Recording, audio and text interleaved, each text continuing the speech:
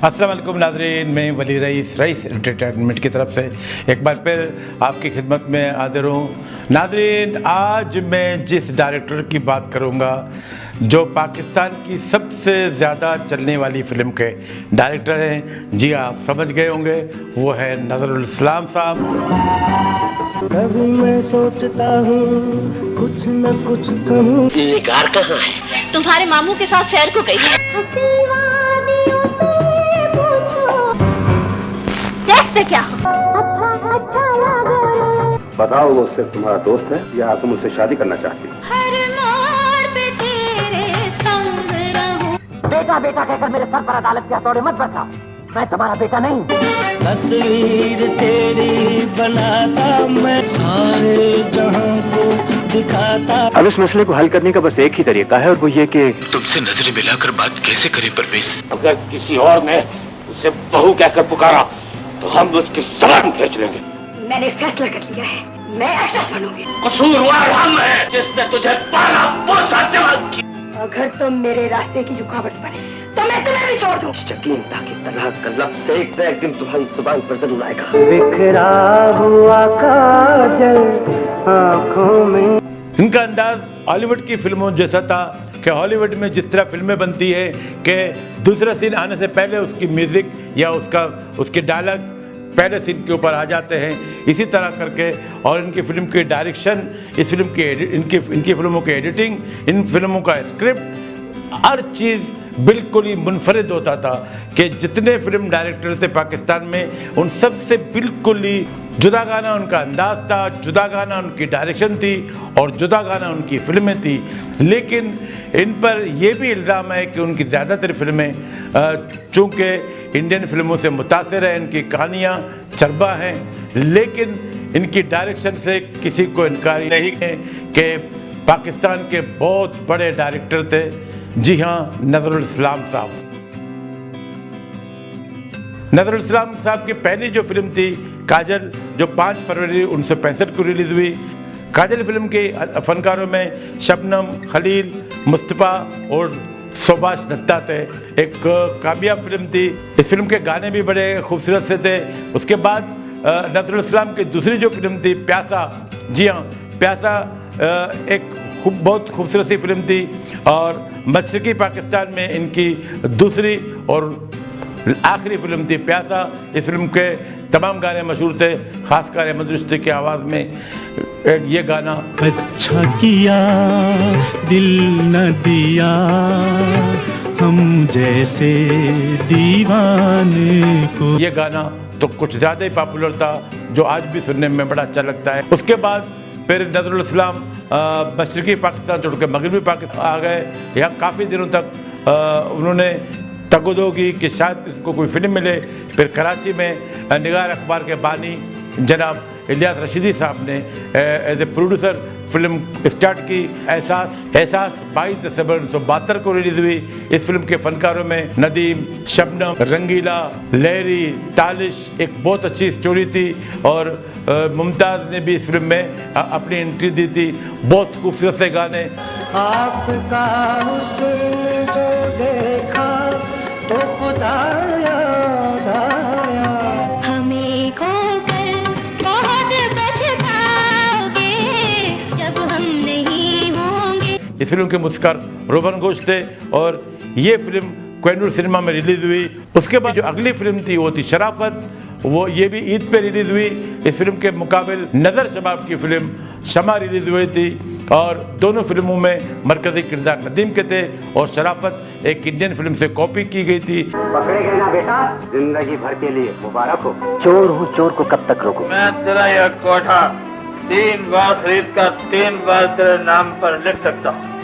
जब से मिली है जाने क्यों दिल चाहने लगा है कि अपना भी कोई घर हो। नज़रुल इस्लाम ने अपने डायरेक्शन से इस फिल्म को बहुत खूबसूरत से बनाया। इस फिल्म के गाने बहुत खूबसूरत थे। तेरे भीगे बदन की खुशबू से लहरें भी हुई मस्तानी से। ये तवायफ और ये चोर हमारे माशरे के वो गिरे हुए किरदार हैं जिनका काम है लूटना। शराफत एक बहुत खूबसूरत सी फिल्म थी और गोल्डन जुबली फिल्म थी। उसके बाद प्रोड्यूसर कदीर खान, जिन्होंने इससे पहले इकबाल अख्तर से अनोनी और नादान बनाई थी, फिर नज़रुल इस्लाम को लेकर उन्होंने हकीकत बनाई।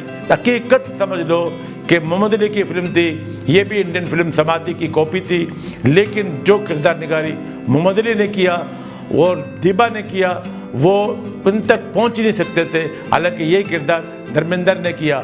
अच्छा, अब उसमें देखें कि धर्मेंद्र, बेटा भी धर्मेंद्र, बाप भी धर्मेंद्र, अब सेम टू सेम वही चीज़ें, वही शक्ल। अब क्या लोग नहीं पहचानेंगे कि धर्मेंद्र का बेटा है? अच्छा, लेकिन हकीकत में उन्होंने ये किया कि मोहम्मद अली के बेटे का किरदार उन्होंने वजबरा से करवाया और एक बैकग्राउंड में गाना है कि मितवार है कितना दुखी है इंसान, बहुत खूबसूरती से इस गाने को मोहम्मद अली पे पिक्चराइज किया। और जब जब ये गाना आता है, जहाँ जो मोहम्मद अली की एंट्री होती है, समझ लो कि मोहम्मद अली ने बता दिया कि मैं पाकिस्तान का सबसे सुपर सुपर सुपर अदाकार हूँ। जब तक मैं जिंदा हूँ तुम मेरी डैडी तक नहीं पहुँच सकते। पिंटू किसी को मारने के लिए ले जा रहा था। तुम झूठ बोलते हो। देखो चला है कोई टूटा हुआ दिल लिए, पैरों से शिकवा कैसा अपनों ने ये दुख दिए। फिल्म हकीकत, ये फिल्म 1 नवंबर 1974 को रिलीज हुई। मूसीकार ए अमीद, मैन थिएटर रेवाली, और मोहम्मद अली के अलावा बाबरा शरीफ, दीबा, वहीद मुराद, तालिश इस फिल्म के मरकजी किरदार में थे। और इस फिल्म में खालिद निज़ामी और निराला ने कॉमेडी वाला शोभा अपनाया था। औरत की नेचर यही है, दर्द की शिकायत भी करती है और काम भी वही करती है जिसमें दर्द होती है। मैं पूछता हूँ ये नौकरानी के साथ क्या बकवास कर रहे थे? बकवास नहीं कर रहा था, आपका खून बोल रहा था। कौन बोल रहा था? सुना एक बहुत अच्छी नगमाती फिल्म थी। इस फिल्म में मेहनाज और अहमद रुश्दी की आवाज़ में दो गाने भी बड़े खूबसूरत थे। मैंने तुम्हें बुलाया था, काहे को घबराई हो, आशिक नहीं मंगेतर हूँ, आप है उसके बाली और मैं हूँ भोला भाला। और फिर माला की आवाज़ में एक गाना प्यार का वादा सुन लो सजना। प्यार का वादा सुन लो सजना, साथ रहेंगे दोनों। ये फिल्म यूट्यूब में भी मौजूद है, आप इसको देख सकते हैं ज़िंदगी एंटरटेनमेंट में, जो शानदार एंटरटेनमेंट का ही हिस्सा है। हकीकत के बाद पाकिस्तान की वो सुपर क्लास फिल्म रिलीज हुई आईना, जो लोगों के वहमो गुमान में भी नहीं था कि इतने लंबे अरसे तक और इन हालात में जब कर्फ्यू हो, हड़तालें हो, जलाओ घेरा हो, उस दौरान भी ये फिल्म चलती रही और चलती रही और तकरीबन 400 हफ्ते तक कामयाबी हासिल की। फिल्म ने इतने अवार्ड हासिल किए, लेकिन मुझे ज़ाती तौर पर एक बात पर एतराज़ है कि इस फिल्म की जहाँ खूबसूरत कैमरामैनी थी, डायरेक्शन थी, म्यूज़िक तमाम सुपर थे, लेकिन जो सुपर एक चीज़ थी उस फिल्म की एडिटिंग थी। और एडिटर को यहाँ पे दरगुजर किया गया, एडिटर को अवार्ड नहीं दिया गया। इस फिल्म का मुझे बहुत ही अफसोस है, क्योंकि एडिटर वो होता है जो फिल्म से क्रीम चीज़ें निकाल कर लोगों के सामने पेश करता है, और एडिटर ने बहुत कमाल की एडिटिंग की। हर गाने में, खासकर असीम वादियों से पूछो में जो उन्होंने एडिटिंग की,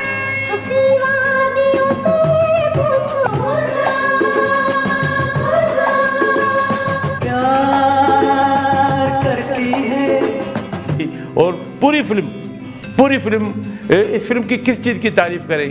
अदाकारी में नदीम, शबनम, रेहान, नेहा सुल्ताना, बहार, कवि, खासकर वो बच्चे ने जो किरदार निगारी की, वो सुपर किरदार निगारी थी।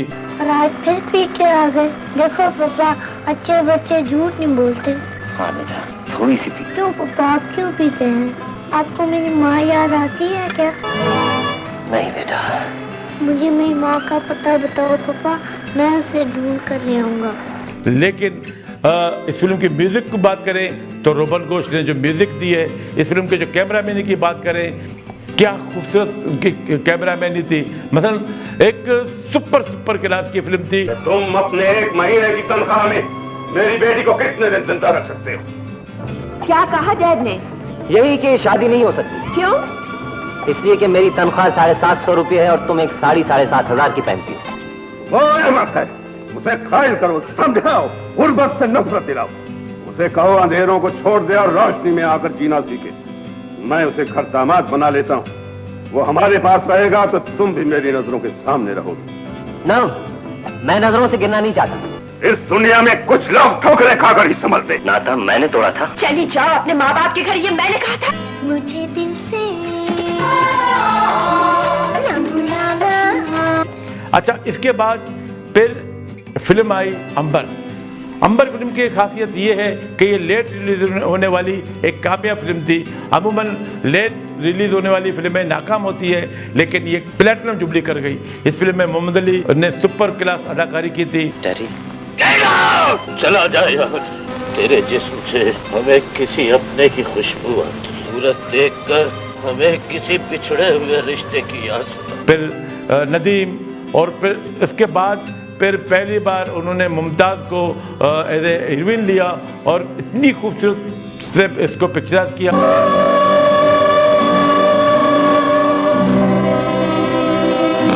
इस फिल्म में मुमताज़ बिल्कुल गुड़िया लग रही थी।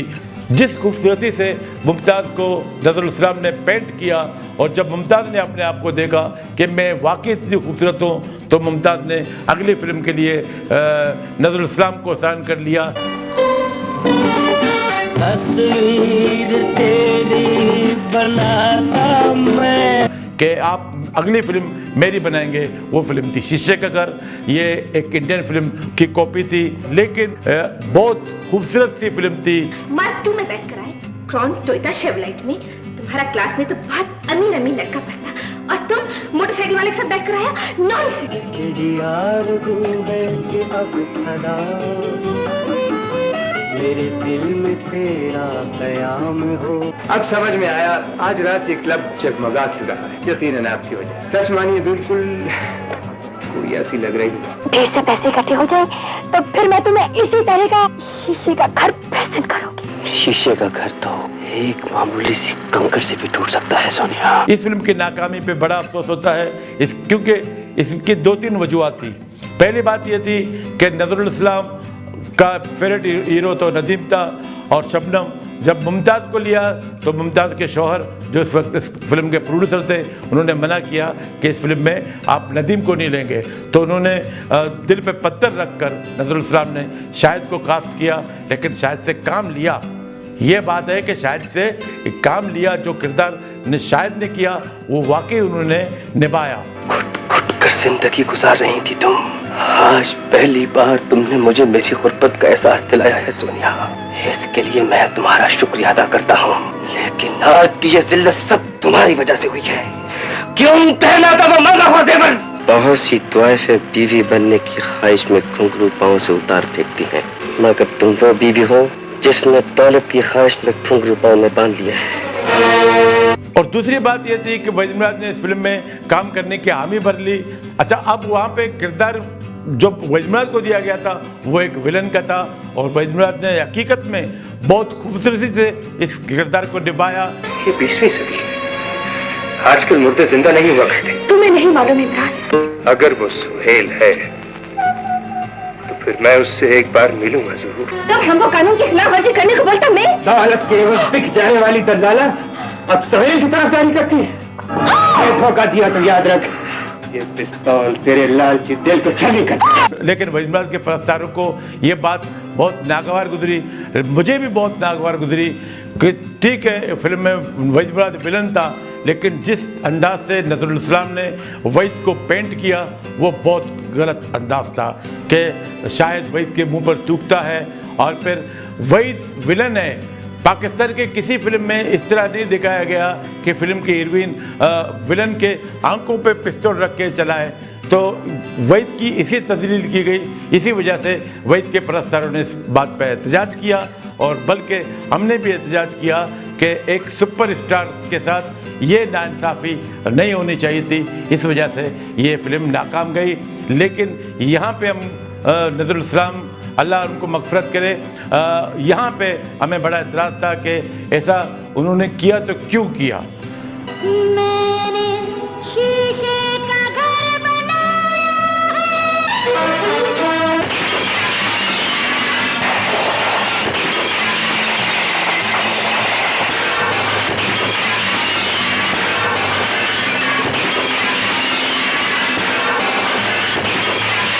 हालांकि फिर एडिटिंग में उस चीज़ को निकाल सकते थे। और अब भी आप इस फिल्म को देखें तो वहीद ने वाकई इस फिल्म में अच्छी अदाकारी की थी, लेकिन ये दो चीज़ें बहुत बुरी लगी। बाकी मुमताज़ की ज़िंदगी की बेहतरीन फिल्म और कसीर सरमाए से बनी गई शीशे का घर एक नगमाती भी फिल्म थी। इस फिल्म के तमाम गाने अच्छे थे। मूसीकार मास्टर अब्दुल्ला ने बड़ी अच्छी धुनें बनाई थी। और नज़रुल इस्लाम के साथ ये भी हुआ कि रोगन जोश के बजाय इस फिल्म के जो म्यूज़िक डायरेक्टर थे मास्टर अब्दुल्ला, लेकिन मास्टर अब्दुल्ला ने अपनी कारकर्दगी से ये साबित कर दिया कि वो उस्ताद हैं और मास्टर हैं, हर किस्म की धुनें बना सकते हैं। तेरे रूप का पुजारी, तेरे हुस्न का दीवाना। शीशे के घर के बाद नज़रुल इस्लाम आ गए अपने डगर पर। आईना के बाद उनकी फिल्म आई थी जिंदगी। जानता है मैं कौन हूँ? हमारी कमाई पर ऐश करते जिसे सदियां हो गई हैं, वो डाकू। तुम चुप क्यों? कुछ बोलते क्यों नहीं? इनसे क्या बोलूं? जो कुछ कहना है अदालत में कहूंगा। जाने क्या हो गया है, नींद नहीं आती है। जो अंग्रेजी फिल्म वॉकिंग टॉल की कॉपी थी और इस फिल्म में नदीम और बाबर शरीफ तालिश ने ज़िंदगी का बेहतरीन किरदार अदा किया था। ये फिल्म 20 सितंबर 1978 को रिलीज़ हुई। स्टार सिनेमा में ये फिल्म रिलीज़ हुई थी। नदीम, बाबरा, तालिश, मुस्तफा कुरैशी, रूही बानो, तारिक अजीज़ ने मेहमान अदाकार का किरदार अदा किया था और बहुत अच्छी फिल्म थी और सुपर हिट फिल्म थी, गोल्डन जुबली फिल्म थी। वलीमा कैसे होगा? मैं मां नहीं बनूंगी। तो फिर क्या बाप बनोगी? देखो ना, जज्बा तो लड़कियों में उस वक्त भी होता है जब वो गुड्डे और गुड़िया का प्यार आ जाती है। तेरे संग दोस्ती हम न तोड़े कभी, संग अपना रहे ना रहे। याद रखो, दुश्मन का वजूद अहम हो तो पहले उसे कानून की नजरों में हकीर कर दो। लेकिन दुश्मन की गोली खुर्रम को हमसे छीन कर देगी। बेटे की मौत का बदला लेने आया है। उसके बाद नज़रुल इस्लाम की एक और सुपर क्लास फिल्म बंदिश एक बहुत खूबसूरत सी फिल्म थी जो पाकिस्तान के अलावा इंडोनेशिया में भी रिलीज़ हुई। ये भी कहानी एक इंडियन फिल्म से माखूज़ है, लेकिन बहुत अच्छी कहानी थी। और जिस तरह इस फिल्म में नदीम ने, शबनम ने, इंडोनेशियन अदाकारा ने, डायना क्रिस्टियाना ने जिस तरह अदाकारी की थी और अलाउद्दीन का किरदार था और बाकी दूसरे छोटे मोटे किरदार जिन्होंने अदा किए थे, बहुत अच्छी तरीके से अदा किए थे। एक बहुत खूबसूरत सी फिल्म थी। मेरा तो कोई है नहीं इस दुनिया की भीड़ में, बिल्कुल अकेला हूँ मैं। ये बहुत पुराना तरीका है किसी के दिल में हमदर्दी जगाने का। नहीं अंकल, पानी कौन पागल आदमी है? पागल नहीं सर, कम का आदमी है। जब तक इसके माँ बाप नहीं मिल जाते हम इसे अपने घर ले चलते हैं।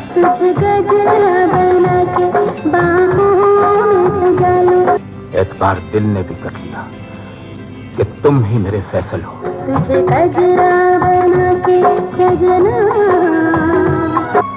तुम सरिता से चोर का मोहब्बत बाद में आया है तो अंदर जाकर उसे बना लो। आज भी आप देखेंगे तो आपको ये फिल्म बड़ी अच्छी लगेगी। बंदिश की कामयाबी के बाद नज़रुल इस्लाम ने कोशिश की कि मैं ज़रा एक और नई चीज़ बनाऊं कि मुख्तसर टाइम की एक फ़िल्म बनाऊं, तो उन्होंने आंगन फिल्म बनाई।